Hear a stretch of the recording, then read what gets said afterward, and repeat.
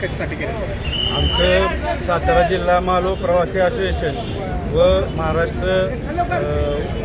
Maharashtra transport action committee यांच्यातर्फे आजपासून बेमुदत संप चालू होते. आमचा मेन मुद्दा आहे ई चलनचा, जो विनाकारण आमच्यावर लादला जातो आहे.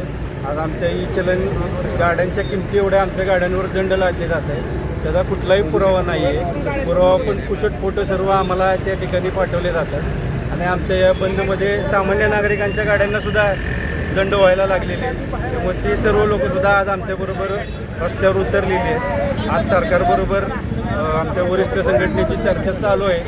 आज रात्री ती जर सक्सेस झाली नाही तर आज रात्री 12 आमचं चक्का जाम आंदोलन, पूर्ण गाड्या सगळ्या रोडवर थांबतील. मालवाहतूक गाड्या, प्रवासी गाड्या, त्याचबरोबर तरकारीच्या गाड्या, दुधाचे टँकर, या सर्व लोकांनी या संपामध्ये सहभागी झालेले आहेत. साधारण किती लोक आणि किती गाड्या येत आहेत? साधारणतः 25 लाख गाड्या पूर्ण महाराष्ट्रातनं यामध्ये सहभागी झालेल्या आहेत. सर्व संघटनांनी या महाराष्ट्र ट्रान्सपोर्ट ॲक्शन कमिटीला पाठिंबा दिलेला आहे.